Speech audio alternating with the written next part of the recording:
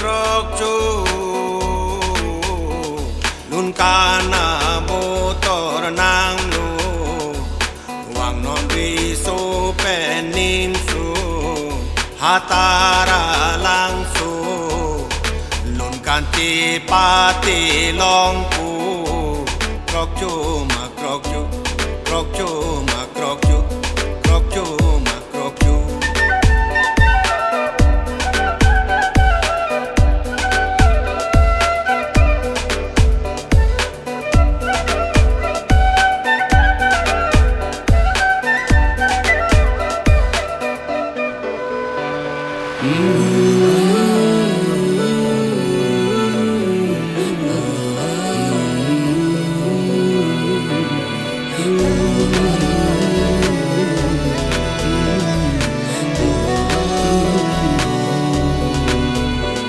Karbi Reso Ejang tuan me thang pendek sum coaching thang lo nang alon te do lo nang e kaya rong a jay jong si me thang a tai do ba ma ke chei to ko son si pa prang bu mai mu ma rao we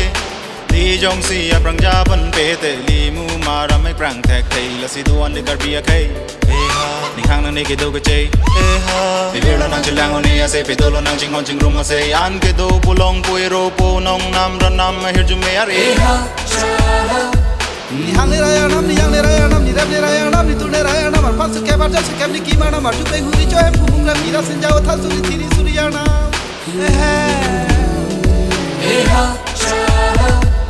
Ni tung long di athare thare ang tak su sai de ang tak su pusi ta me ni tung ju tang thek sai de Ni tung long di athare thare yang tak su sai de ang tak su pusi ta me ni tung ju tang thek sai de